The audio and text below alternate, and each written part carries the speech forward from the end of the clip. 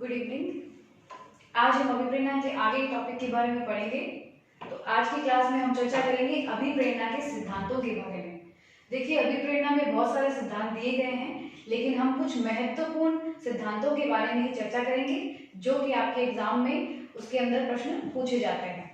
तो आइए हम चर्चा करते हैं अभिप्रेरणा के पहले सिद्धांत, जो कि है मूल प्रवृत्तियों का सिद्धांत। देखिए, यही अभिप्रेरणा का प्रथम सिद्धांत है जिसके बारे में हम अभी चर्चा करेंगे। तो यह जो सिद्धांत है मूल प्रवृत्तियों का सिद्धांत, इसके बारे में सबसे पहले हम ये बात जानेंगे कि मूल प्रवृत्ति जो शब्द है, इस शब्द के का प्रयोग और इस संवृत्ति के बारे में जिस व्यक्ति ने सबसे पहले उपयोग किया था वो व्यक्ति है विलियम जेम्स।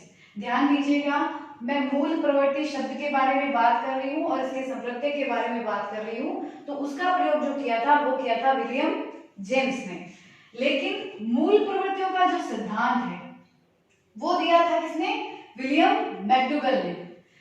क्योंकि विलियम मैकडूगल ने ही मनुष्यों और पशुओं दोनों के व्यवहारों की जो व्याख्या की थी वो मूल प्रवृत्तियों के आधार पर की थी, इसीलिए उन्हें मूल प्रवृत्तियों का जनक कहा जाता है। तो हमें क्या ध्यान रखना है? देखिए, मूल प्रवृत्ति शब्द का प्रयोग तो विलियम जेम्स ने किया है और मूल प्रवृत्तियों का जनक या मूल प्रवृत्तियों का जो सिद्धांत है अभिप्रेरणा का, वो किसने दिया है? विलियम मैकडूगल ने। तो इन दोनों बातों को आप ध्यान रखिएगा। देखिए, इन्होंने किताब लिखी थी विलियम मैकडूगल ने, सामाजिक मनोविज्ञान एक परिचय, और ये किताब उनकी प्रकाशित हुई थी 1908 में। इस किताब के अंदर उन्होंने व्यक्ति की निश्चित शारीरिक गतिविधियों के आधार पर 14 मूल प्रवृत्तियां बताई थी। कितनी? देखिए, विलियम मैकडूगल ने कितनी मूल प्रवृत्तियां बताई है? 14। ध्यान दीजिए, 14 मूल प्रवृत्तियां किसने दी है? विलियम मैकडूगल ने। और उन्होंने इसी के साथ में एक और बात बताई है कि हमारी 14 मूल प्रवृत्तियों के साथ में 14 प्रकार के क्या जुड़े होते हैं? संवेग जुड़े होते हैं। तो यानी हम कह सकते हैं कि मूल प्रवृत्तियों के जो 14 प्रकार बताए हैं वो किसने बताए हैं? विलियम मैकडूगल ने। और संवेग भी 14 प्रकार के होते हैं, ये बात भी किसने बताई है? विलियम मैकडूगल ने। तो देखिए, अभिप्रेरणा का मूल प्रवृत्ति का सिद्धांत कहता क्या है कि व्यक्ति जो भी क्रियाएं अभिप्रेरित होकर करता है वो अपनी मूल प्रवृत्तियों की वजह से करता है, ये सिद्धांत ये कहता है। अब हम ये समझते हैं कि ये मूल प्रवृत्तियां होती क्या है, और जैसा कि हमने ये पढ़ा कि मूल प्रवृत्तियों से संवेग जुड़े हुए होते हैं। तो ये संवेग क्या होते हैं, पहले इनके बारे में हमें चर्चा करनी चाहिए जिससे कि आप इस सिद्धांत को बहुत अच्छे से समझ पाए। तो देखिए, आप ध्यान से समझिए मूल प्रवृत्ति और संवेगों में अंतर क्या है। देखिए, मनुष्य के अंदर बहुत सारे भाव और विचार होते हैं। जब वो उन विचारों को अपने बाह्य रूप में प्रदर्शित कर देता है तब हम उसे क्या कहते हैं? संवेग कहते हैं। यानी भाव और विचार, ये दोनों का जो बाह्य रूप होता है वो क्या कहलाएगा? संवेग कहलाएगा। यानी व्यक्ति जो भी विचार करता है उसके मस्तिष्क में जो भी चीजें आती है, जो भी उसके मन में भाव उठते हैं, अगर वो प्रदर्शित करता है अपने चेहरे पे, अपने शरीर के द्वारा, तो आप उसको संवेग कहेंगे। और देखिए, अपने भाव और विचारों का जो क्रियात्मक रूप होता है वो क्या होता है? वो मूल प्रवृत्तियां होती है। यानी अपने भाव और विचार, इन दोनों को जब व्यक्ति क्रिया के द्वारा प्रदर्शित करता है तो वो क्या कहलाती है? व्यक्ति की मूल प्रवृत्तियां कहलाती है। तो बेसिकली समझिए क्या चीज है, सबसे इंपॉर्टेंट होता है व्यक्ति के भाव और विचार, सबसे पहले वही व्यक्ति के अंदर होते हैं। उसके बाद वो भाव और विचार जब बाह्य रूप ले लेते हैं तो उसे हम क्या कहते हैं? संवेग कहते हैं। और जब हम उसका क्रियात्मक रूप प्रदान कर देते हैं, यानी जब हम क्रिया करने लगते हैं तो उसे हम क्या कहेंगे? मूल प्रवृत्ति कहते हैं। तो यानी व्यक्ति बहुत सारी क्रियाएं जो कर रहा है, जो आप देखते हो कि व्यक्ति बहुत सारी क्रियाएं कर रहा है, वो क्रियाएं किससे प्रेरित होकर करता है? व्यक्ति अपनी मूल प्रवृत्तियों से प्रेरित होकर। जैसे देखिए, एक माता जो होती है वो हमेशा अपने शिशु का प्रोटेक्शन करती है, उसकी रक्षा करती है, उसे बचाती रहती है, बहुत ख्याल रखती है। ये जो उसका व्यवहार है, ये जो उसकी मूल प्रवृत्ति है, वो व्यवहार किसके कारण है? उसकी मूल प्रवृत्ति के कारण है। और देखिए, जैसे हम समझ लीजिए किसी बालक के सामने आप बैठिए और किसी भूत प्रेत की कहानी सुनाइए तो वो डर जाता है और वो सुनता नहीं और वहां से भाग जाता है। तो ये जो बालक का व्यवहार है ये भी उसकी मूल प्रवृत्ति के कारण होता है। कोई व्यक्ति शेर को देख लेता है तो डर जाता है और भाग जाता है। तो ऐसे बहुत सारे कार्य हैं जो व्यक्ति अपनी मूल प्रवृत्तियों की वजह से करता है। और विलियम मैक्डूगल के अनुसार क्या है कि हर मूल प्रवृत्ति से क्या है, आपके प्रत्येक संवेग जुड़े हैं। जैसे 14 मूल प्रवृत्तियां हैं तो उनसे संबंधित क्या है, 14 प्रकार के संवेग है। अब देखिए आपके एग्जाम्स के अंदर जो प्रश्न पूछे जाते हैं वो कैसे आएंगे कि आपको एक संवेग दे दिया जाएगा और उससे संबंधित जो मूल प्रवृत्ति है वो आपसे पूछ सकते हैं, या फिर कोई मूल प्रवृत्ति बताएंगे तो आपको उसका संवेग पूछ सकते हैं। तो आपको पहले तो इनका अर्थ समझ में आ गया होगा कि संवेग क्या होता है, भाव और विचार का बाह्य रूप, और मूल प्रवृत्तियां क्या होती है, आपके भाव और विचार का क्रियात्मक रूप।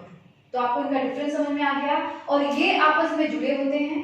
हर संवेग के साथ हर मूल प्रवृत्ति व्यक्ति की जुड़ी हुई है। तो आइए हम पढ़ते हैं कि 14 प्रकार के कौन से संवेग है, कौन से 14 मूल प्रवृत्तियां हैं जो कि आपस में जुड़ी हुई है, जो कि किसने बताई है, विलियम मैक्डूगल ने।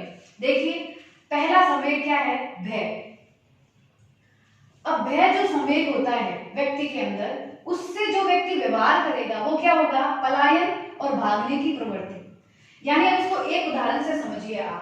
आप समझ लीजिए आपने किसी भयानक वस्तु को देख लिया, या समझ लीजिए कोई कुत्ता देख लिया किसी बालक ने, तो उस कुत्ते को देख के आपके चेहरे के जो एक्सप्रेशन बदलेंगे और जो भय उत्पन्न होगा वो क्या है, वो है संवेग। अब उस संवेग से क्या होगा, उसके बाद क्या करोगे, आप एक क्रिया करोगे। वो क्रिया क्या होगी, वहां से भागने की यानी पलायन करने की, डर की वजह से आप भाग जाओगे।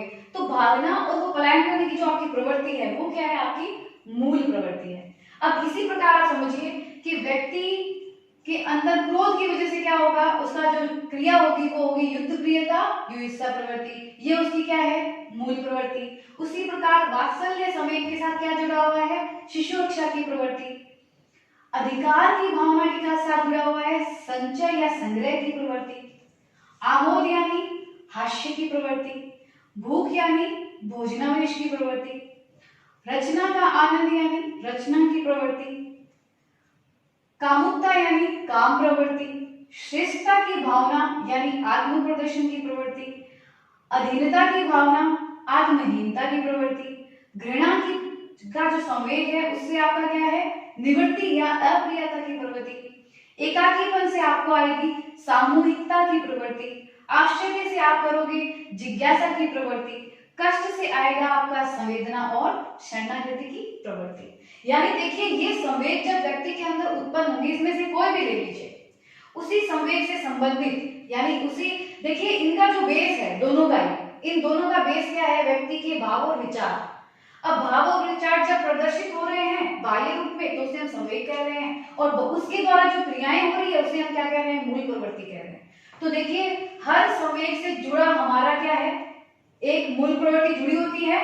हर संवेग के द्वारा हम क्या कर रहे हैं, उसी से संबंधित क्रिया कर रहे हैं, उसे हम मूल प्रवृत्ति कहते हैं। अब जैसे एग्जांपल में समझिए, आपको भूख का संवेग आपके अंदर है, तो देखिए व्यक्ति क्या व्यवहार करेगा, भोजन को ढूंढेगा, उसे प्राप्त करेगा, उसे खाएगा। उसी प्रकार देखिए अगर एक व्यक्ति के अंदर समझ लीजिए आप आमोद का संवेग आया हुआ है तो वह व्यक्ति क्या है, हंसेगा। या आप उसको उल्टा समझिए, कोई व्यक्ति हास्य की प्रवृत्ति, मतलब वो हंस रहा है तो उसके अंदर कौन सा संवेग है, आमोद का है। अगर कोई व्यक्ति रचना कर रहा है किसी चीज की, कोई कृति बना रहा है तो उसके अंदर संवेग क्या है, प्रतिभाव है, रचना का आनंद है। तो ये आपस में जुड़े हुए होते हैं। आप व्यवहार देखोगे तो आप व्यवहार के द्वारा संवेगों तक पहुंच सकते हैं, और यदि आप संवेग को देख रहे हो तो संवेग के द्वारा आप मूल प्रवृत्तियों को जज कर सकते हैं। तो इस प्रकार संवेग और मूल प्रवृत्तियां आपस में जुड़ी हुई होती हैं, और इन्हीं की वजह से व्यक्ति प्रेरित होकर व्यवहार करता है। ये क्या सिद्धांत है, यही सिद्धांत है मूल प्रवृत्तियों का सिद्धांत, अभिप्रेरणा का, जो कि अभिप्रेरणा का पहला सिद्धांत है। अब देखिए ये पढ़ने के बाद आप ध्यान दीजिए, मूल प्रवृत्तियों की कुछ विशेषताएं होती है, उसके बारे में हम चर्चा करते हैं। ध्यान रखिए मूल प्रवृत्तियां जो होती है वो जन्मजात होती है।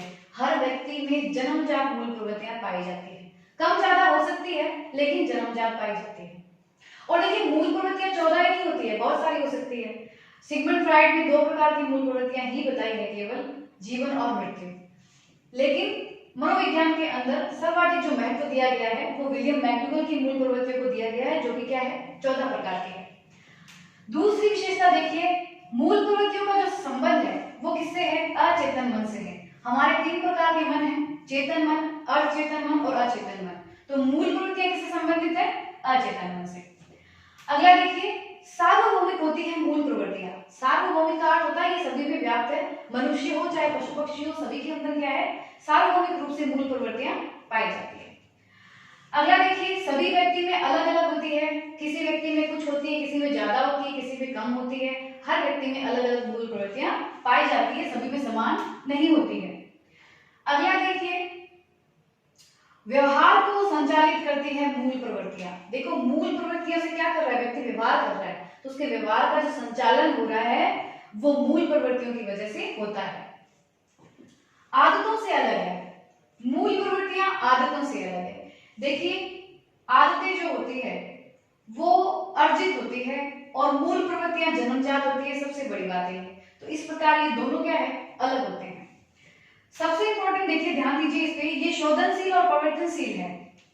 मतलब मूल प्रवृत्तियों को हम बदल सकते हैं, परिवर्तन कर सकते हैं, शोधन कर सकते हैं, लेकिन समाप्त नहीं कर सकते। आदतों को समाप्त किया जा सकता है लेकिन मूल प्रवृत्तियों को समाप्त नहीं किया जा सकता, बस परिवर्तन किया जा सकता है। देखिए, बेस क्या था हमारा? भाव और विचार। अगर व्यक्ति अपने भाव और विचार को कंट्रोल कर लेगा तो उसके संवेग नियंत्रित हो जाएंगे, संवेग नियंत्रित होंगे तो उसकी मूल प्रवृत्तियां भी क्या हो जाएगी? नियंत्रित हो जाएगी और परिवर्तित हो जाएगी। जैसे समझ लीजिए, एक व्यक्ति को बहुत ही क्रोध आता है, तो आप अगर उसके क्रोध वाली जो ये प्रवृत्ति है, ये जो संवेग है, इसको बदल सकते हो, यानी परिवर्तन कर सकते हो, समाप्त नहीं कर सकते। किसी को आता है तो आएगा ही, लेकिन अगर आप उसको ट्रेन करोगे, उसके भाव और विचार बदलेंगे तो उसकी जो मूल प्रवृत्ति है वो परिवर्तित हो जाएगी, लेकिन समाप्त नहीं हो सकती। तो ध्यान रखिए, ये शोधनशील है और परिवर्तनशील है। तो बेस जो है इस सिद्धांत का वो ये है कि व्यक्ति जो व्यवहार करता है वो मूल प्रवृत्तियों से प्रेरित होकर करता है। ऐसा किसका मानना है? विलियम मैक्सवेल का। तो आप इसका एक बार स्क्रीनशॉट ले लीजिए।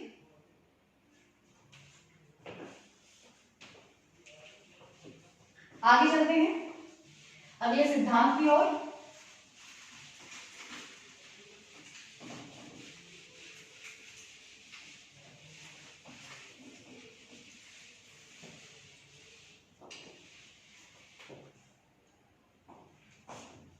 अगला सिद्धांत हम पढ़ेंगे आवश्यकता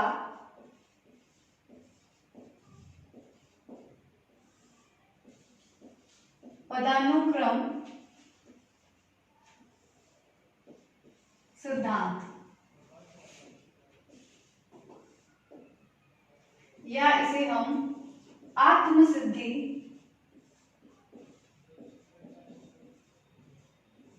का सिद्धांत भी कहते हैं।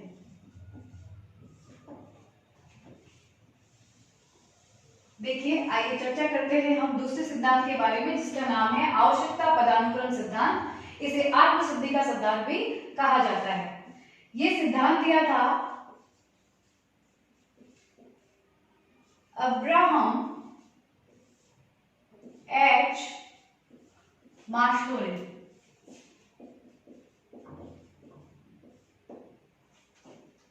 और ये सिद्धांत उन्होंने दिया था 1954 में। देखिए, इस सिद्धांत के अंदर उन्होंने व्यक्ति की 5 आवश्यकताएं बताई हैं।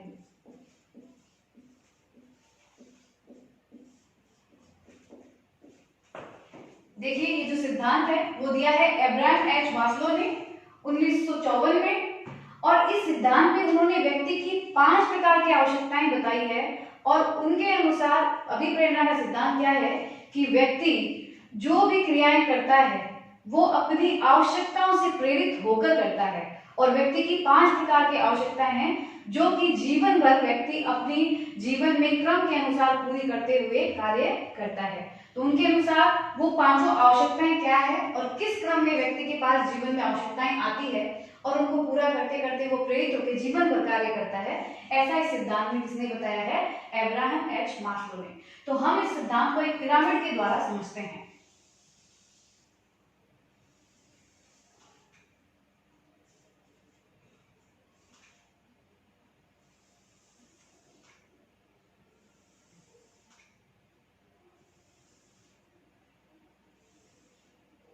देखिए, पहली जो आवश्यकता है वो है शारीरिक आवश्यकता।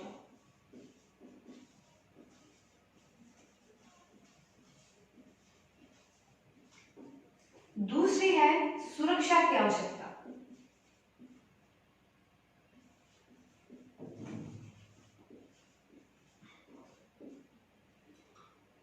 तीसरी है आत्मीयता की आवश्यकता। अगली है सम्मान की आवश्यकता। और अंतिम है इसमें आत्मसिद्धि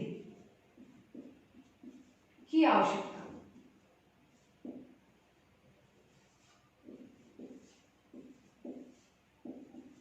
देखिए, 5 प्रकार की आवश्यकताएं बताई है अब्राहम एच मास्लो ने, जो कि व्यक्ति के जीवन में संपूर्ण जीवन भर चलती है और ये क्रम के अनुसार चलती है, यानी ये नीचे से ऊपर की ओर चलती है। व्यक्ति में सबसे पहले शारीरिक आवश्यकता आती है, उसके बाद सुरक्षा की, उसके बाद आत्मीयता की, उसके बाद सम्मान की और उसके बाद आत्मसिद्धि की। ऐसा किसका मानना है? अब्राहम एच मास्लो का। तो देखिए, ये जो आवश्यकता है शारीरिक आवश्यकता, ये सबसे निम्न स्तर की आवश्यकता है और ये जो तीनों आवश्यकताएं हैं, सुरक्षा, आत्मीयता और सम्मान, ये मध्यम स्तर की आवश्यकताएं हैं। और ये जो आवश्यकता है ये आपकी उच्च स्तर की आवश्यकता है। आइए अब इन आवश्यकताओं को हम विस्तृत रूप से चर्चा करते हैं। पहली देखिए, शारीरिक आवश्यकता। व्यक्ति के जीवन में सबसे पहले जो आवश्यकता आती है वो आती है रोटी, कपड़ा और मकान के बारे में, यानी उसकी शारीरिक आवश्यकता आती है, जिसमें व्यक्ति की क्या क्या आती है? रोटी, कपड़ा और मकान। ये मूलभूत आवश्यकता होती है व्यक्ति की। जब तक ये पूरी नहीं होती उससे पहले व्यक्ति कुछ और नहीं सोच सकता है। हर व्यक्ति जीवन में सबसे पहले क्या प्राप्त करना चाहेगा? रोटी, कपड़ा और मकान, यानी वो अपनी शारीरिक आवश्यकता को पूरा करना चाहेगा। उसके पश्चात व्यक्ति में जो आती है या प्राणी में जो आती है वो है सुरक्षा की भावना। अब देखिए, हम सुरक्षा के लिए क्या करते हैं? बीमा करवाते हैं, निवेश करते हैं, ये सभी जो क्रियाएं करते हैं सिक्योरिटी के लिए, ये कौन सी भावना है व्यक्ति के अंदर? ये आवश्यकता है उसकी सुरक्षा की। जब व्यक्ति की शारीरिक पूरी हो जाती है तो उसके बाद उसे आती है सुरक्षा की, और उसके लिए वो क्या करता है? बीमा करता है, निवेश करता है, हर तरीके से अपने आप को सिक्योर करने के लिए जो भी कार्य कर सकता है उन कार्य को करने के लिए वो प्रेरित होकर अपने कार्य को पूरा करता है। जब ये आवश्यकता पूरी होती है तो व्यक्ति में तीसरी आवश्यकता आती है आत्मीयता की। अब यहाँ पे व्यक्ति को क्या चाहिए?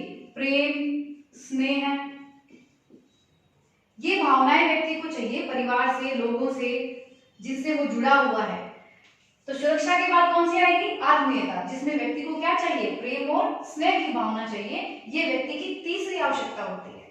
ये जब समाप्त हो जाती है या पूरी हो जाती है तो व्यक्ति को जो चौथी आवश्यकता महसूस होती है वो है सम्मान की आवश्यकता। सम्मान को व्यक्ति खुद लेना भी चाहता है और देना भी चाहता है। समाज में वो अपनी एक स्थिति बनाना चाहता है कि समाज में लोग उसकी रेस्पेक्ट करें, वो कुछ अच्छा काम करे। तो इसलिए वो व्यक्ति जो भी कार्य करता है वो सम्मान प्राप्त करने के लिए करता है, और वो जो अभिप्रेरणा उसके लिए काम करती है वो सम्मान प्राप्त करने के लिए करता है। तो व्यक्ति प्रेरित होकर क्या करता है? सम्मान प्राप्त करने के लिए क्रियाएं करता है। चौथे स्टेज पर व्यक्ति की जब सम्मान की आवश्यकता उसके आती है, इसे हम सामाजिक आवश्यकता भी कह सकते हैं। यहाँ पे आप लिख लीजिए सामाजिक। और अंतिम देखिए आत्मसिद्धि की आवश्यकता। जब व्यक्तियों की यहाँ तक की सभी आवश्यकताएं पूरी होती है तब व्यक्ति पहुंचता कहाँ है? आत्मसिद्धि पर। आत्मसिद्धि आपका सबसे उच्च स्तर होता है। इसका अर्थ ये होता है कि हर व्यक्ति में अपनी एक क्षमता होती है, उसे पता है कि वो इस कार्य को, इस टारगेट को, इस लक्ष्य को अचीव कर सकता है। तो जब व्यक्ति अपनी क्षमता के अनुसार जो वो कर सकता है उसे प्राप्त करने के लिए जो कार्य किया जाता है वो आत्मसिद्धि के लिए किया जाता है। उसे आत्मसिद्धि तब मिलेगी जब वो अपनी क्षमता अनुसार, अपनी योग्यता अनुसार उस कार्य को पूरा कर लेगा। जो भी आप जीवन में कर सकते हो, हर व्यक्ति की अपनी एक क्षमता है और अपनी अपनी क्षमताओं का पूरा उपयोग करके वो कार्य कर लेता है जो वो करना चाहता है, तो वहां उसे क्या मिलता है? आत्मसिद्धि की अवस्था उसे मिल जाती है। तो अंतिम जो कार्य किया जाता है वो आत्मसिद्धि के लिए किया जाता है। तो ये थी 5 प्रकार की आवश्यकताएं हैं जिसे व्यक्ति जीवन भर अभिप्रेरित होकर करता रहता है। ये क्रम से चलती है, पहले ये, उसके पश्चात ये, उसके बाद तीसरी, फिर चौथी और फिर पांचवी। 95% जो लोग हैं वो यहाँ 4 तक की अवस्थाओं के अंदर ही रह जाते हैं। केवल 5% लोग हैं जो आत्मसिद्धि की अवस्था तक पहुंचे पाते हैं। और देखिए एक और महत्वपूर्ण बात कि आपकी जो 3 आवश्यकताएं हैं, यहाँ तक मनुष्य और पशु दोनों को ये तीनों आवश्यकताएं होती है। बस चौथी स्टेज से मनुष्य पशु से यहाँ अलग हो जाता है, क्योंकि पशु को सम्मान की कोई आवश्यकता नहीं होती है। यहाँ से मनुष्य और पशु अलग हो जाते हैं। बाकी हर प्राणी के अंदर वो जो कार्य करते हैं वो इसी प्रकार के आवश्यकता के अनुसार जीवन भर प्रेरित होकर कार्य करता है। तो ये सिद्धांत था अभिप्रेरणा का, आवश्यकता पदानुक्रम का सिद्धांत, जो कि अब्राहम एच मास्लो ने दिया है। तो आप ध्यान से क्रम से इस आवश्यकता को पढ़ लीजिएगा, फिर क्रम से इसके प्रश्न आते हैं। ये दोनों ही सिद्धांत बहुत महत्वपूर्ण थे। अब आगे की क्लास में हम दूसरे सिद्धांत के बारे में चर्चा करेंगे जो कि अभिप्रेरणा के हैं।